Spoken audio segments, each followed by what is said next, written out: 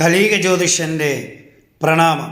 ഇനി ജാതകത്തിൻ്റെ പേരിൽ, ജാതകദോഷത്തിൻ്റെ പേരിൽ ഹിന്ദു മതത്തിൽ ഒരു വ്യക്തികളും വിവാഹം കഴിയാതെ നിൽക്കാൻ പാടില്ല. അതിന് ആചാര്യന്മാർ പറഞ്ഞിട്ടുള്ള ഒരു വിധി ഈ അടുത്ത കാലത്ത് ഒരു പുരാതന ഗ്രന്ഥങ്ങളിൽ ഞാൻ വായിച്ചു. ഫസ്റ്റ് ജാതകം എടുത്തുകൊണ്ട് അവരുടെ വിവാഹം നടത്തണം. നമ്മുടെ കയ്യിലിരിക്കുന്നത് ഇപ്പോൾ സെക്കൻഡ് ജാതകമാണ്.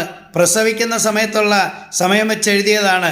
അണ്ടവും ബീജവും തമ്മിൽ ചേരുന്ന സമയത്താണ് ജീവൻ്റെ തുടുപ്പ് തുടങ്ങുന്നത്. അവിടെയാണ് ഒരു വ്യക്തിയുടെ ഒന്നാമത്തെ ജാതകം.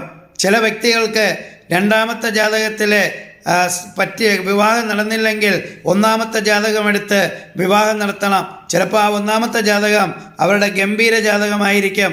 അതാണ് അണ്ടവും ബീജവും തമ്മിൽ ചേരുമ്പോൾ ജീവൻ്റെ തുടുപ്പ് തുടങ്ങുന്ന സമയം. അത് ഹസ്തരേഖയിൽ നിന്നും നമുക്ക് ആ സമയം എടുക്കാൻ സാധിക്കും.